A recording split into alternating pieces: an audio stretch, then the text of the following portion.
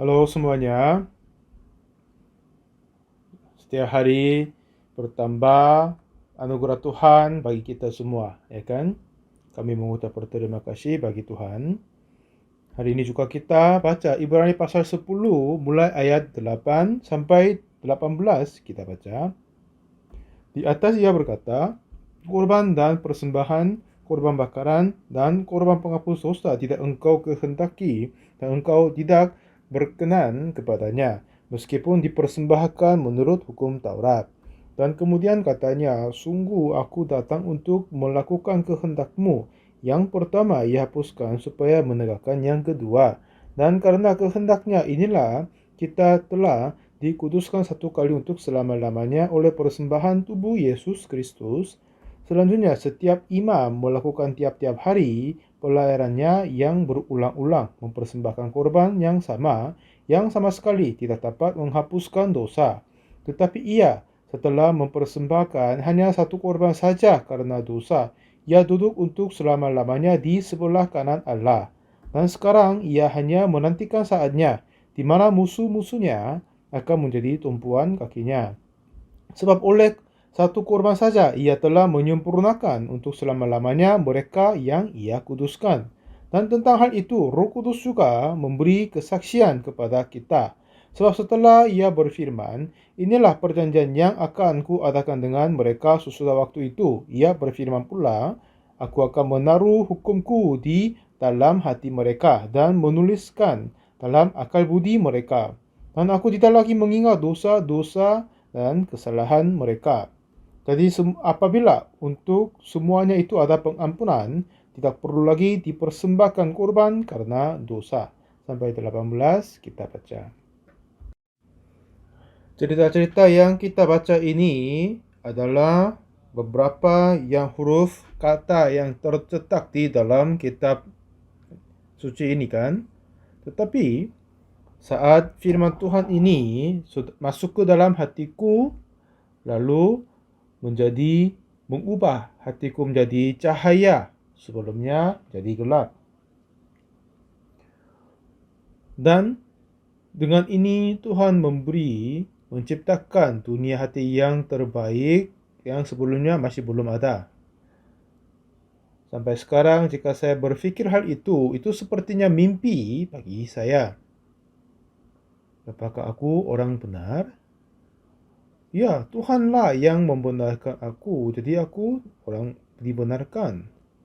Aku tidak sama sekali melakukan apa-apa dan kiranya juga harus bersusah sesuatu untuk menjadi benar. Tetapi pada saat orang jatuh ke tangan penyamun di Lukas pasal 10, saat dia menerima keselamatan, diselamatkan juga ya, dia tidak melakukan apa-apa, tetapi hanya orang Samaria yang merhati dia sendiri kerja, lalu orang ini dapat diselamatkan. Jadi gimana? Apakah orang ini kita harus melakukan sesuatu? Mungkin sempat kita berpikir begitu, ya kan? Tetapi setelah saya membaca Alkitab, memang di sana tidak sama sekali ada yang sesuatu yang harus saya kerjakan. Kenapa? Semua pekerjaan yang pengampunan dosa yang itu, ya Yesuslah yang mengerjakan ini. Dan pada saat itu jika kita mengikut campur perbuatan-perbuatan kita, aku akan merugikan hasil pekerjaan Yesus Kristus saja. Sebab itu saya tidak melakukan apa-apa. Tetapi untuk apa? Untuk menerima pengampunan dosa. Walaupun sedikit pun aku tidak mengikut campur tentangnya.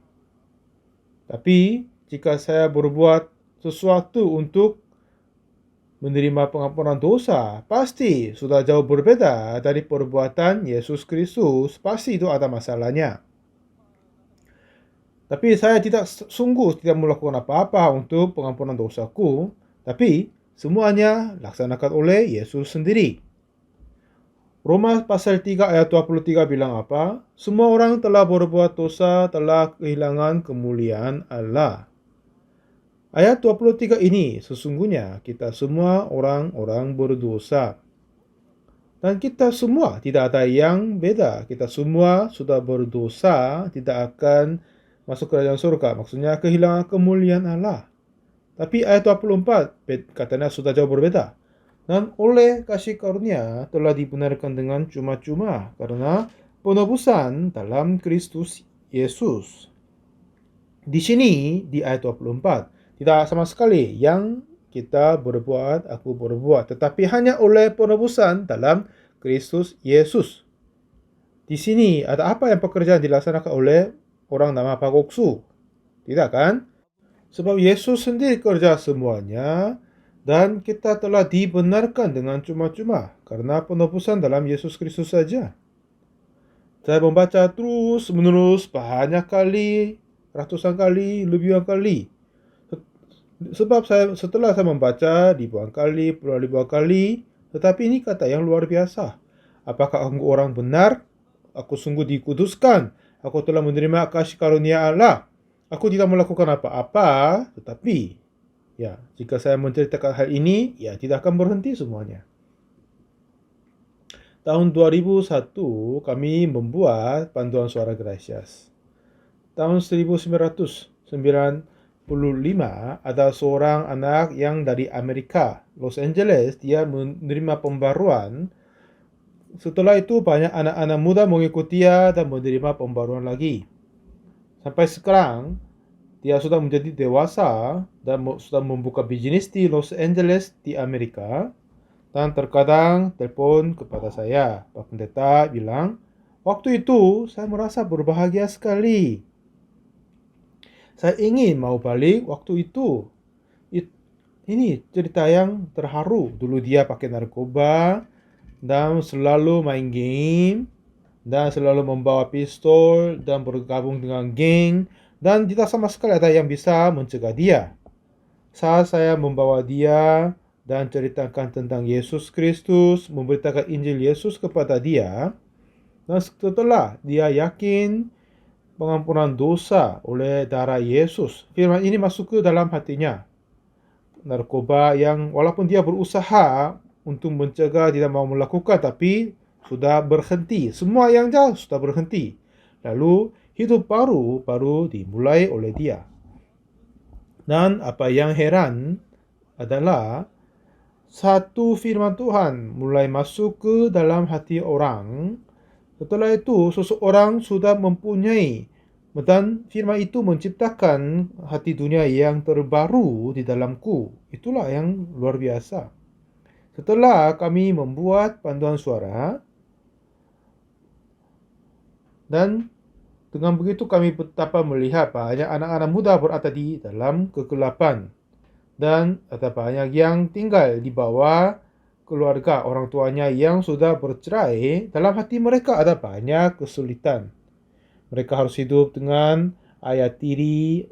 Dan ayah tiri itu membenci dia. Dan tidak bisa dia obrol tentang hati itu kepada ibunya. Sebab itu akan mengakibatkan permasalahan ibunya sama ayah tiri. Jadi sebab ini mereka tidak bisa obrol, tapi ingin mau membunuh ayahnya. Tapi banyak sekali. Nah, saya tidak bisa menghiburkan hati mereka, tetapi hanya sampaikan firman Tuhan. Lalu, saya mau membawa panduan suara. Dengan begitu, saya mau menghiburkan hati mereka dengan nyanyian yang baik. Sebenarnya, Korea adalah negara yang tidak begitu baik untuk musik panduan suara. Jadi kami datang Saint Petersburg di Rusia dan sekolah musik, dan kami membawa beberapa anggota panduan suara gereja kami dan datang di sana. Lalu buat mereka belajar di sana musik panduan suara. Lalu baru kami belajar angka 442 yang belum pernah tahu. Katanya dasar suara dari piano dengan putaran suara 442. Jadi pada saat meminta kepada tukang piano untuk menyetelkan nada, meminta putaran kayak saya ke 442. Jadi noda yang dasar dari piano adalah 442, tapi yang sulit adalah kepada bagian anggota panduan suara biar mereka melatihkan telinga membagikan iti noda 454 atau 442. Walaupun mereka bernyanyi, tapi apa yang membagikan suara adalah telinga. Jika telinga tidak berkembang, tidak bisa membagikan 4-4-4 atau 4-4-2, tapi akhir-akhirnya mereka melatih untuk membagikan suara yang dari putaran itu. Dan Tuhan memberi anugerah kepada kami pada saat kami diberi kesempatan untuk menunjukkan yang konser di Opera House di Australia. Waktu itu kami tidak punya konduktor. Sebab ini kami meminta kepada sekolah musik nasional di Saint Petersburg di Rusia, dan satu orang konduktor datang selama seminggu. Nama dia adalah Boris Abalian, yang konduktor terbaik di dunia. Lalu dari dia, anggota paduan suara belajar musik, dan anakku adalah ketua dari paduan suara. Lalu apa yang dia berkata? Oh ya, Papa, ini waktu saya datang untuk dimarahin. Karena Profesor Boris Abalian dia marah-marah banyak. Pada saat dia pukul piano do, bermain piano do, dan suruh mereka bernyanyi do. Tapi paduan suara bernyanyi do, Profesor bilang itu bukan. Mereka nyanyi do, bukan re atau mi, tapi Profesor bilang itu tidak. Sebab mereka tidak bisa membuat putaran cycle yang sesuainya. Itu hak yang sulit sekali berkata. Dan ini semua yang mereka dilatih akhir-akhirnya. Itu hasilnya luar biasa. Tahun 2009, kompetisi paduan suara di internasional di Jeju, mereka menang nomor 1. Dan tahun 2010, dan Jeju juga menerima hadiah nomor 1. Dan kemudian tahun 2014, Libade Garda Italy, mereka dapat juara nomor 1 juga. Dan akhir tahun 2014, dan mereka dapat nomor 1 untuk paduan suara untuk laki-laki dan perempuan tercampurannya. Dan tahun 2015 mereka dapat berjuara nomor 1 Market Overdorf, kompetisi paduan suara di Jerman. Itu sudah menjadi paduan suara yang terbaik di dunia. Setelah saya menerima pengampunan dosa, memang ada banyak kesulitan, ada yang melawan saya. Tetapi permasalahan yang selanjutnya, yang selebihnya adalah kami punya banyak kekurangan. Dan memang tidak bisa menghitung 1-2, kami mempunyai banyak kekurangan-kekurangan. Tetapi Injil ini, sebab aku suka Injil ini banyak sekali, dan memberitakan Injil seterusnya. Dan yang heran terjadi, Tuhan bersama dengan aku. Itu tidak dapat dilaksanakan oleh manusia, tetapi Tuhan memimpin dan menjadikan semuanya di depan kami.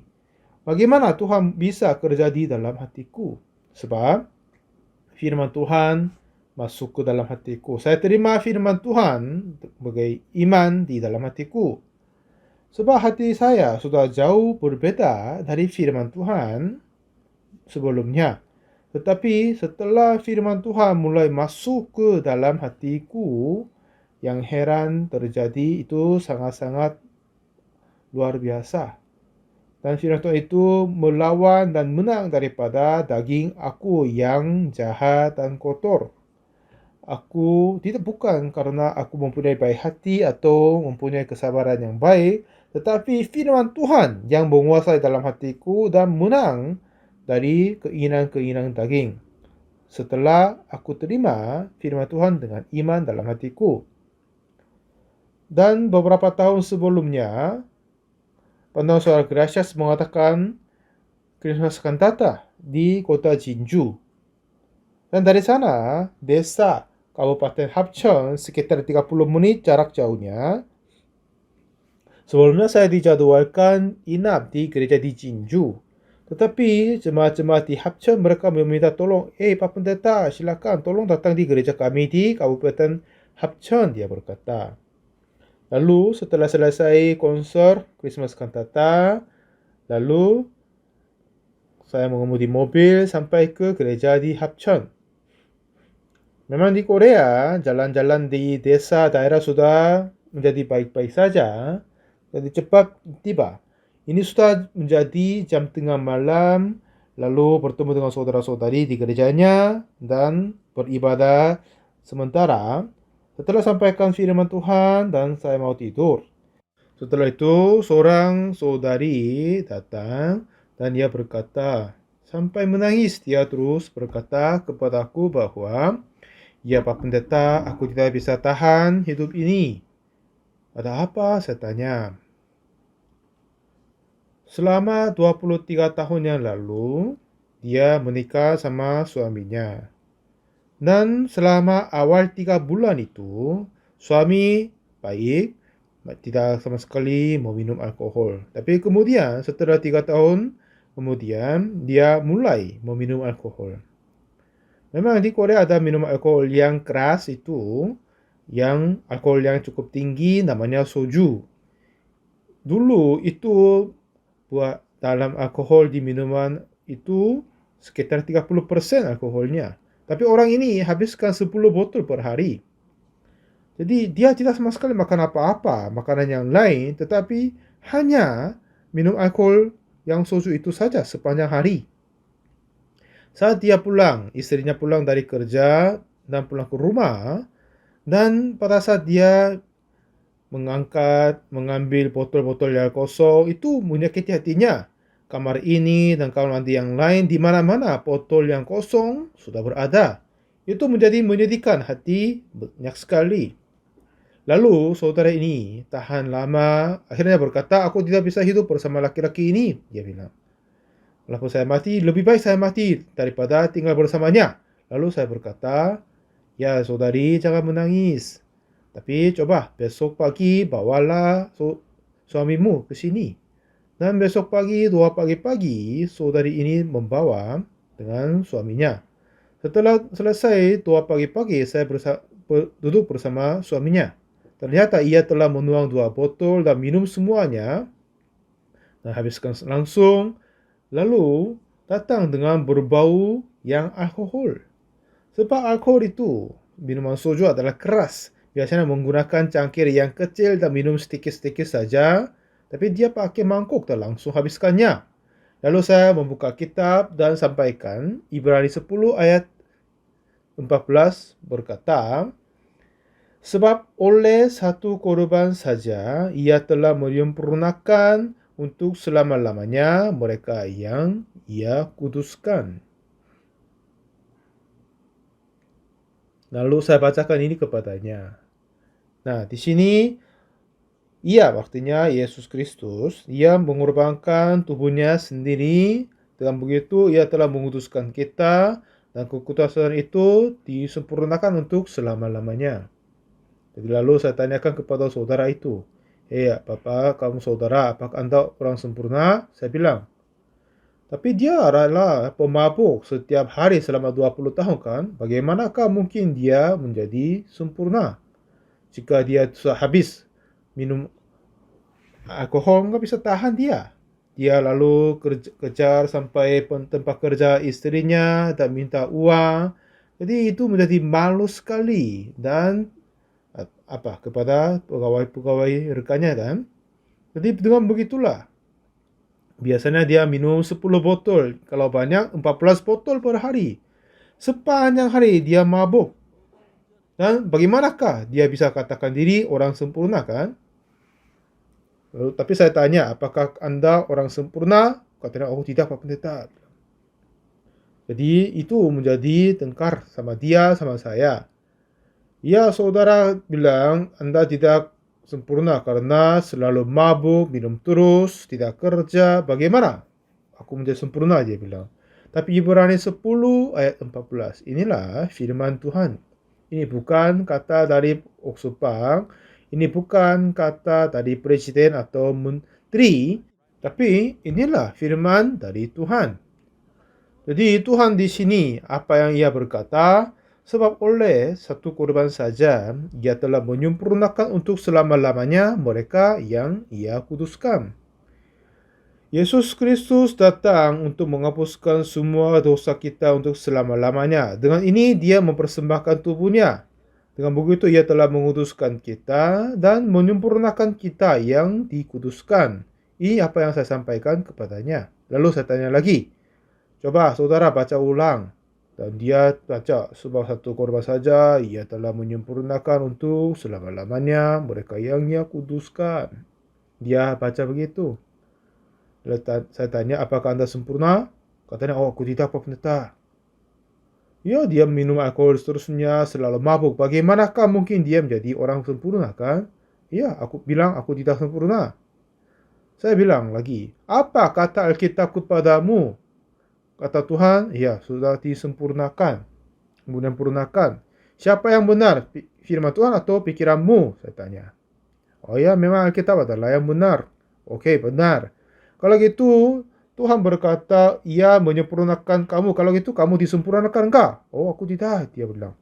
Dengan ini, sekitar 20 menit, kami berargumen. Ya, apa kata Tuhan sempurnakan? Kalau gitu, kita disempurnakan enggak? Saya bilang. Oh iya, bilang.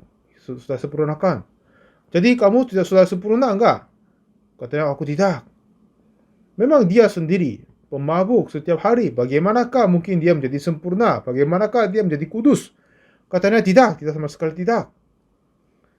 Jadi, jika kita hanya berpikir tentang kata sempurna ini, dengan itulah selama 20 menit kami berargumen. Ya, tapi saya pasti menang karena saya berkata dasar Alkitab ini bukan kataku, tetapi kata Tuhan berkata kepada saudara ini, Tuhan telah menyempurnakan dia. Dengan darah Yesus telah menguduskan kamu, sudah menyempurnakan Anda. Ini apa yang kita berkata. Selama 20 menit terus ada argumen samanya. Lalu saudara ini terus mabuk, hidupnya tidak baik, seperti korup. Tapi ini apa yang kata dari firman Tuhan. Bagaimanapun hidupmu dan perbuatanmu, tetapi pendapat dan keputusan Allah adalah benar, bukan keputusanmu, kan? Nah, seperti itu saudara. Pada saat kita obrol tentang dosa, jika kita berbuat dosa yang besar dan sulit terasa dosa, tetapi bagaimanapun kita bisa berani berkata kita sempurna, kan? Tetapi kita tidak hanya berkata tanpa sadar, tanpa latar belakang. Tapi Tuhan Yesus mati atas kayu salib dan mengorbankan tubuhnya dan menghapus dosa kita. Sebab kematian Yesus kita sudah disempurnakan. Tapi bagaimanapun saya menjelaskan, saudara ini merasa beban untuk menjaga dia sempurna sebab dia mabuk selama 20 tahun, tidak kerja, hidupnya tidak baik. Bagaimanakah mungkin aku orang sempurna? Aku seorang mabuk, aku bukan sempurna, dia kiranya. Dari pandangan kita juga, memang dia bukan orang sempurna. Tetapi yang heran adalah Alkitab sajalah berkata orang ini, saudara ini adalah sudah disempurnakan. Ada orang-orang di desanya juga. Waduh, orang jahat itu dia memperkerjakan istrinya tapi dia main-main di rumah, minum alkohol selama 20 tahun. Waduh, ini pedih sekali, sulit sekali hidupnya. Suami istri hidup bersama. Dan istri juga merasa sedih sekali. Awal 3 tahun orang ini tidak meminum alkohol, tapi kemudian selama 20 tahun terus dia minum alkohol. Jadi tidak sama sekali obrol seperti biasa dengan yang lain-lain. Bagaimanakah mungkin bisa obrol sama yang pemabuk, kan? Jadi saudari ini juga tidak bisa tahan untuk menjaga keluarga ini. Jadi dia datang kepada aku. Lalu saya bersama dengan saudara itu. Apa Anda orang sempurna? Aku tidak, kata dia. Ibrani 10 ayat 14 coba baca. Dan oleh satu korban saja ia telah menyempurnakan untuk selama-lamanya mereka yang ia kuduskan. Dia berkata tentangnya dan baca juga. Jadi apakah Anda masih belum sempurna? Saya tanya. Aku tidak. Jadi dia melihat diri yang hidup tidak kerja, tidak baik, dan mabuk, dan memuntah, dan membuang botol di mana-mana. Hidup dia begitu dan berjalan seperti yang mabuk di jalan-jalan. siapakah melihat dia? Pasti orang ini bukan orang-orang yang sempurna. Ya kan? Orang ini berpikir diri sendiri juga. Dan betapa menyakiti hati kepada istrinya juga. Jadi, obrol dialog yang biasa pun tidak akan bisa karena dia selalu mabuk. Selama 23 tahun mereka tinggal bersama dan setelah 3 tahun awal mula pernikahan, selama 20 tahun mabuk terus, jadi tidak ada berkata sama istrinya. Ini hampir sama dengan binatang-binatang biasa. Jadi perempuan ini, istrinya tahan, akhirnya nggak bisa tahan lagi, dan dia mau cerai akhir-akhirnya. Hari itu dengan membuka Alkitab, obrol sama dia seterusnya. Saudara itu bilang diri, aku bukan orang sempurna. Tetapi yang heran tentang kitab suci adalah Tuhan menyempurnakan saudara itu. Memang dia sama saya tidak jauh berbeda kan? Memang aku tidak terpecandu alkohol, tapi sejak kecil aku ikut gereja. Saya pernah meminum alkohol sedikit sebelumnya, tidak sampai mabuk atau salah jalan pun tidak. Tidak pernah memuntah karena alkohol. Tapi saudara itu sama saya memang tidak jauh berbeda. Nah, saudara itu berpikir tentangnya dan seterusnya. Berpikir, seterusnya. Alkitab ini sungguh berkata, Tuhan telah menyempurnakan dia oleh satu korban, yaitu Yesus. Tuhan telah mengutuskan dia oleh satu korban, Yesus. Oleh satu korban saja, ia telah menyempurnakan untuk selama-lamanya mereka yang ia kuduskan. Di dalam dunia ini ada banyak yang ikut gereja masing-masing. Memang walaupun mereka tidak meminum alkohol seperti saudara ini, tapi kiranya mereka pun tidak sempurna pada saat mereka lihat diri. Mereka yang pernah berbohong atau aborsi atau berbuat dosa kejahatan yang lain, tapi memang tetap sama. Jadi saudara ini, jika dia melihat diri, tidak sama sekali berkata dia adalah orang sempurna. Tapi namun, apa yang Alkitab sedang berkata kepada kita? Apa yang kitab suci berkata kepada saudara ini? Sebab oleh satu korban saja, ia telah menyempurnakan. Ia maksudnya Yesus ini kan? Ia telah menyempurnakan untuk selama-lamanya. Yesus mengorbankan diri di atas kayu salib untuk ganti dosa orang yang mabuk ini. Dengan begitu ia telah menghapuskan semua dosanya dan menyempurnakannya. Sebab oleh satu korban saja ia telah menyempurnakan untuk selama-lamanya mereka yang ia kuduskan. Selama 20 menit selalu terus berargumen samanya. Tuhan dan firman Tuhan menang daripadanya. Memang tidak sama sekali akan mengalahkan firman Tuhan. Walaupun kita paham atau tidak, tapi firman Tuhan sesungguhnya yang benar. Setelah 20 menit kemudian, apa kita berkata? Sudah menyempurnakan kamu kan? Sudah dikuduskan kan? Lalu dia berkata, iya, Tuhan berkata sempurna, tetapi kamu berkata tidak. Kalau apa yang benar? Kitab suci adalah benar atau Anda yang benar? Katanya, kitab suci adalah benar. Iya, memang Alkitab adalah benar. Kalau gitu, apakah Anda sempurna dan kuduskan? Oh tidak, masih belum, dia bilang. Katamu apa tadi? Apa? Alkitab adalah benar, kan? Tuhan berkata kepadamu telah menyempurnakan, telah menguduskan. Siapa yang benar? Siapa yang katanya benar? Jika Tuhan mengutuskan kamu, kamu sudah dikuduskan, benar enggak? Selama 20 menit kemudian, saudara ini akhir-akhirnya dia menggosok kepalanya seperti begini. Enggak tahu kenapa dia terasa gatal di kepalanya, tapi lalu dia menggosok kepalanya. Lalu dia bilang, aku sudah disempurnakan. Lalu yang heran terjadi, setelah dia terima firman Tuhan, inilah firman Tuhan. Dia tidak dapat mengalahkan kitab suci firman Tuhan. Jika Tuhan menyempurnakan, ya aku sudah disempurnakan, itulah yang benar, dia menjawab. Yang bersyukur adalah setelah firman Tuhan dipercayai di dalam hati dia. Awalnya dia berpikir, akulah mabuk, bagaimana orang pemabuk ini menjadi sempurna, dia kira. Tapi selama 20 menit berargumen sama saya, firman Tuhan dapat menang melawan dia.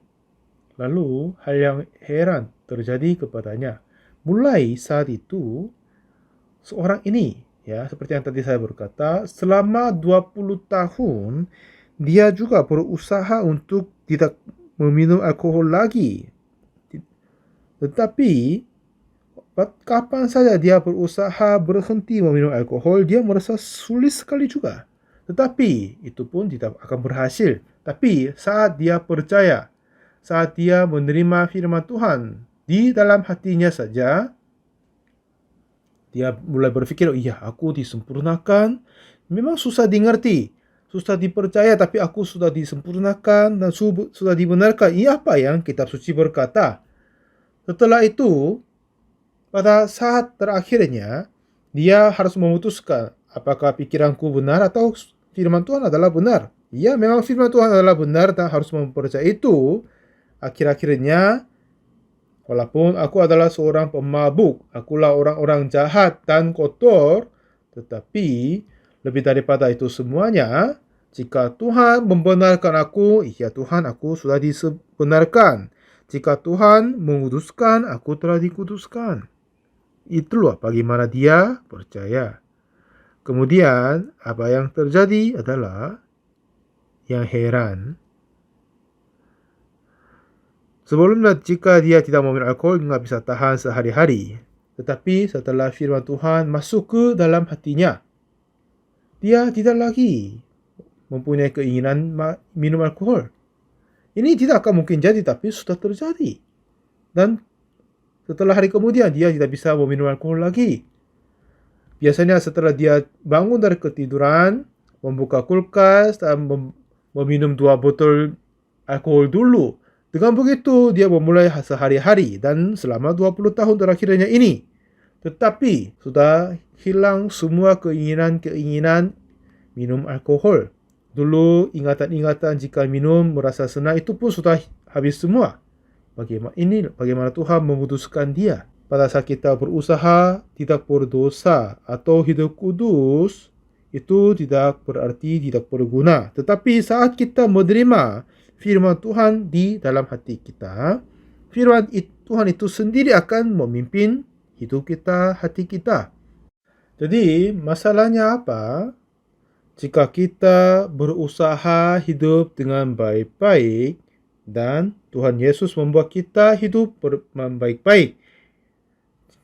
Saya berusaha menjadi pendeta yang terbaik atau percaya firman Tuhan Yesus dan mengikutnya, dan Tuhan Yesus akan mengangkat aku. Itu sudah tidak bisa memperbandingkannya. Itu tidak hanya kehidupan rohani saja, tetapi di dalam hidup kita juga sama. Jika Tuhan Yesus menguasai di dalam hidup kita, kita akan mengalami tidak dapat diperbandingkan dari yang lain, anugerah yang besar akan datang kepada kita semua.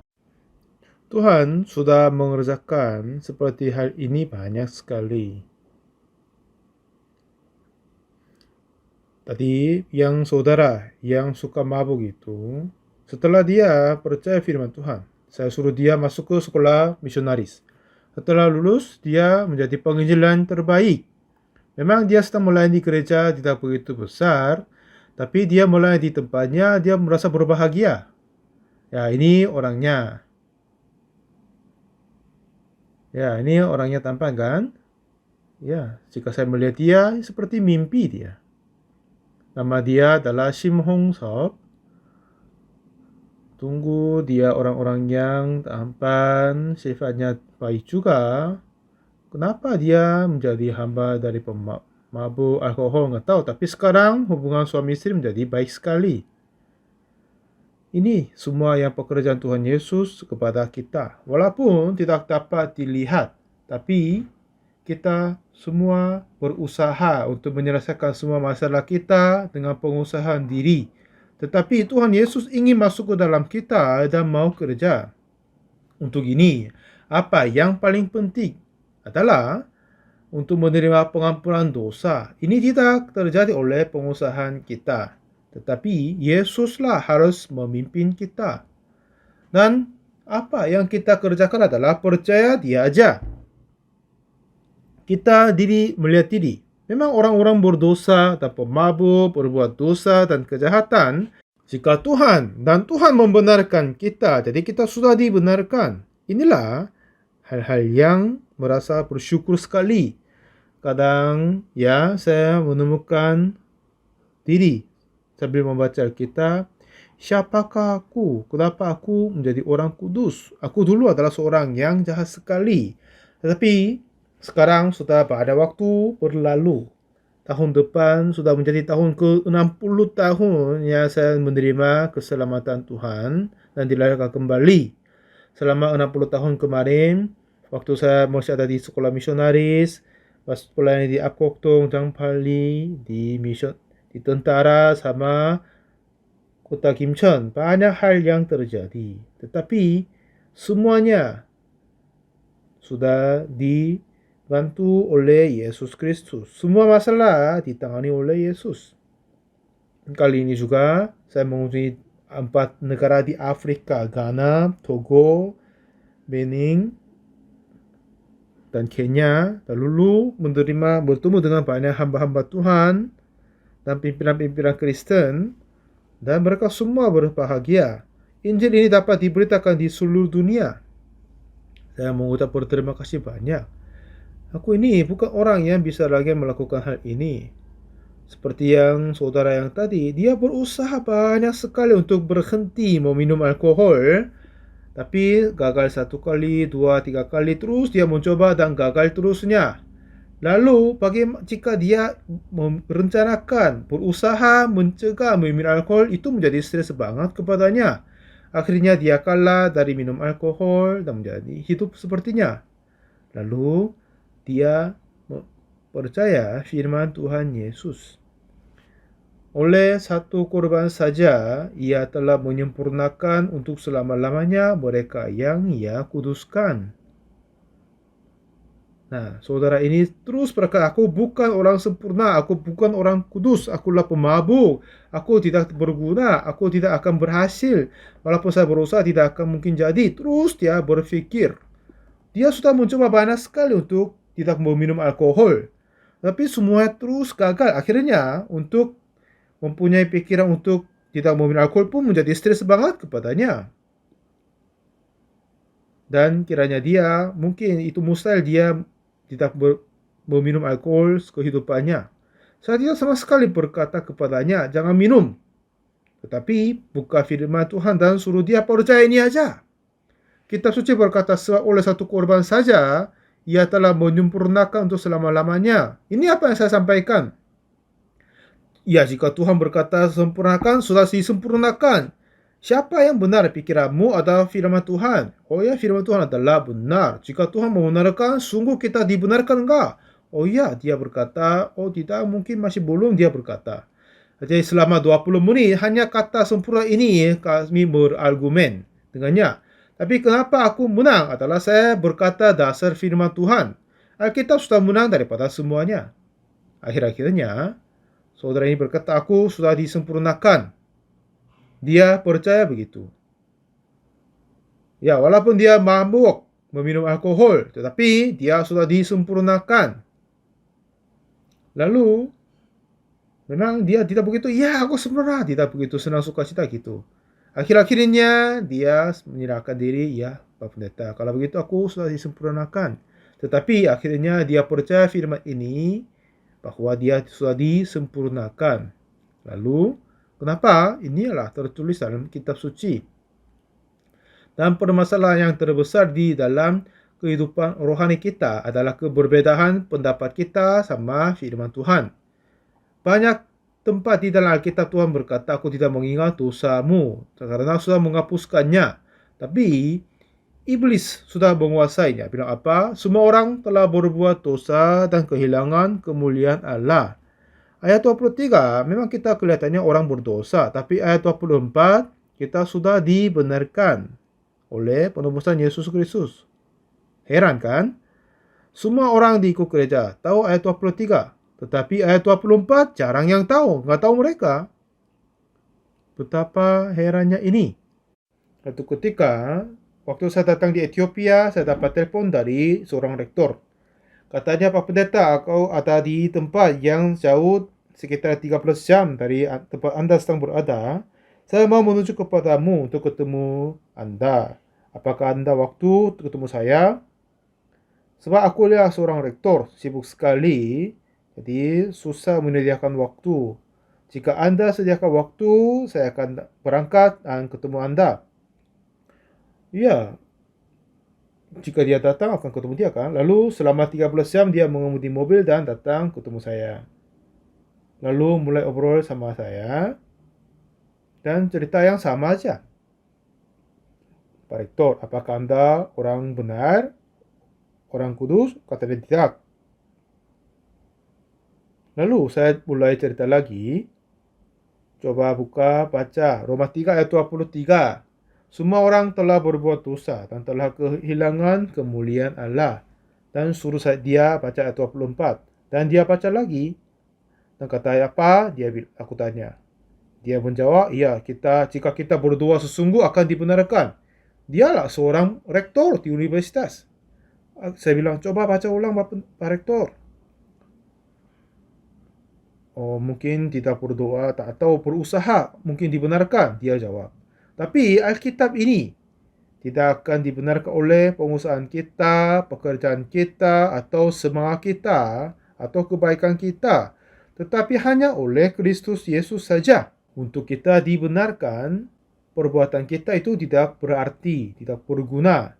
Jika kita melakukan sesuatu dan membenarkan diri, kebenaran itu harus mencuriga. Tapi dibenarkan oleh Yesus tidak perlu mencuriganya kan? Itulah yang amazing. Jadi hanya kita adalah seseorang berdosa. Tapi Tuhan telah membenarkan kita. Memang kita seseorang berdosa. Tapi jika kita berkata membenarkan dan menguduskan, kita dibenarkan dan dikuduskan. Jika Tuhan berkata aku tidak mengingat dosamu, ya sungguh dia tidak akan mengingat dosaku. Hanya aku terima dan percaya firman Tuhan dalam hatiku aja. Pada saat saya percaya firman Tuhan, dan di dalam iman kepercayaan ini Roh Kudus bekerja dan mulai hidupku menjadi kudus juga. Dan saudara, aku tidak baik kepada apa-apa. Aku adalah seorang yang berkurang. Tetapi hanya saya percaya firman Tuhan saja. Jika Tuhan menguduskan, aku dikuduskan. Jika Tuhan membenarkan, aku dibenarkan. Nah, sekarang ini semua cerita yang saya terus sampaikan selama CLF kali ini. Kita semua yang sudah berdosa. Tetapi kematian Yesus di atas kayu salib dan di kayu salib semua dosa kita sudah dihapuskan. Dengan begitu Tuhan telah membenarkan kita untuk selama-lamanya. Ini terus dicatat Ibrani pasal 10 mulai ayat 10 sampai seterusnya. Ibrani 10 ayat 10 bilang apa? Dan karena kehendaknya inilah kita telah dikuduskan satu kali untuk selama-lamanya oleh persembahan tubuh Yesus Kristus. Selanjutnya, setiap imam melakukan tiap-tiap hari pelayarannya dan berulang-ulang mempersembahkan korban yang sama sekali tidak dapat menghapuskan dosa. Jadi imam-imam ini, mereka mempersembahkan kambing domba dengan darahnya memercitara di bait suci di bumi ini. Tetapi Tuhan Yesus, seperti Ibrani 9 ayat 11, Kristus telah datang sebagai imam besar untuk hal-hal yang baik yang akan datang. Ia telah melintasi kemah yang lebih besar dan yang lebih sempurna, yang bukan dibuat oleh tangan manusia, artinya yang tidak termasuk ciptaan ini. Jadi Tuhan Yesus mati atas kayu salib dan membawa darahnya tidak masuk ke bait suci di bumi ini, tetapi masuk dan memercitaranya di bait suci yang kerajaan surga yang selama-lamanya. Jika mengampuni dosa di bumi ini, semuanya untuk sementara. Tetapi di kerajaan surga, semuanya untuk selama-lamanya. Jadi, menghapus dosa di bumi ini akan hapuskan untuk sementara. Jika dia berdosa lagi, akan menjadi orang berdosa. Tapi memercitara di kerajaan surga yang lingkungan kekal. Sebab itu di sana semuanya selama-lamanya, semuanya kekal. Dan pengampunan dosa pun untuk selama-lamanya. Amin. Begitu Tuhan telah membenarkan kita, mengutuskan kita untuk selama-lamanya. Mari kita semua membuang semua pikiran kita dan merendahkan diri dan terima firman Tuhan. Jika Tuhan membenarkan kita, sungguh dibenarkan. Dari sana, apa pikiran kita, pendapat kita tidak boleh campurkannya. Tetapi jika Tuhan membenarkan, jika Tuhan menguduskan, kalau begitu kita dikuduskan. Jika Tuhan menghapuskan dosa kita, kalau gitu ya dosa kita sungguh dihapuskan. Jika Tuhan membenarkan, kita sungguh kita dibenarkan menjadi orang benar. Kita tidak boleh menganggap diri lebih pintar daripada Tuhan, kan? Jika ini kata dari seorang biasa, ya mungkin bisa menyangka ya. Mungkin ada seseorang ini bisa salah. Aku pun bisa salah. Tapi Tuhan tidak bersalah. Memang kataku mungkin bersalah, tapi kata Tuhan, firman Tuhan tidak akan bersalah, akan sempurna dan selamanya. Itulah yang kita percaya. Jadi, saudara yang tadi, sekarang hidup dengan penuh kebahagiaan dalam Injil Yesus Kristus. Saudari, jadi istrinya juga merasa berbahagia banget.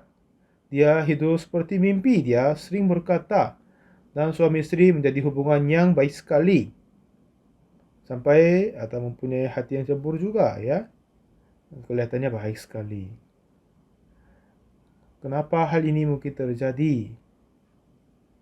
Karena suami sama istri semuanya percaya firman Tuhan. Pikiran dia adalah orang yang jahat, pemabuk, yang dosa, dan berbohong. Tapi ini semuanya kita kira diri. Tetapi Tuhanlah yang membenarkan. Dan inilah yang kita percaya Tuhan. Saat kita percaya itu, Roh Kudus akan masuk ke dalam kita dan menguasai dalam kita dan memimpin kita. Jadi hidup kita menjadi hidup berkat dan menyenangkan. Ibrani 10 ini adalah firman Tuhan yang luar biasa. Saya sudah ingat semua di Ibrani pasal 10. Setiap ayat-ayat ini, setiap kata-kata ini, jika saya berpikir ulang, menjadi baru, segar, dan heran. Katanya, sebab oleh satu korban saja ia telah menyempurnakan untuk selama-lamanya mereka yang ia kuduskan. Dan tentang hal itu, Roh Kudus juga memberi kesaksian kepada kita. Sebab setelah ia berfirman, inilah perjanjian yang akan kuadakan dengan mereka sesudah waktu itu. Dan kemudian, dan aku tidak lagi mengingat dosa-dosa dan kesalahan mereka. Jadi apabila untuk semuanya itu ada pengampunan, tidak perlu lagi dipersembahkan korban karena dosa. Saat Tuhan mengampuni kita, menyelamatkan kita. Sebab dialah Tuhan, tidak ada bersalah, dia selamatkan kita dengan sempurna. Betapa indahnya kan, betapa bersyukur bagi Tuhan. Saya hidup selama 60 tahun dalam Kristus.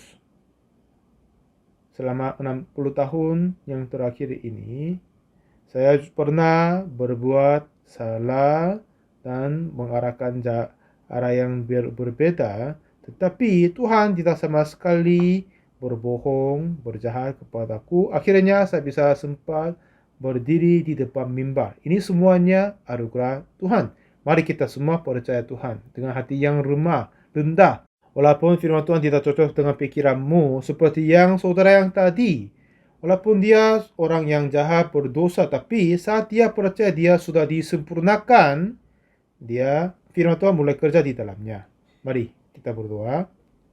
Tuhan Bapa yang kudus, Engkau saat menyelamatkan kami dari dosa, itu tidak sebab karena perbuatan kami. Jika perbuatan kami tidak akan mungkin diselamatkan. Tetapi kami memuliakan Engkau yang selamatkan kami untuk selamanya hanya oleh anugerah-Mu Tuhan. Tuhan Bapa yang kudus, tolong memberi anugerah kepada kami semua. Sebab Yesus, biarlah kami tinggal di dalam anugerah-Mu. Kami memuliakan Yesus yang mati atas kayu salib untuk kami. Sebab itu kami telah dikuduskan. Kami percaya firman-Mu Tuhan. Tolong memberkati kami.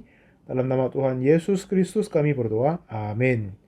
Terima kasih banyak semuanya.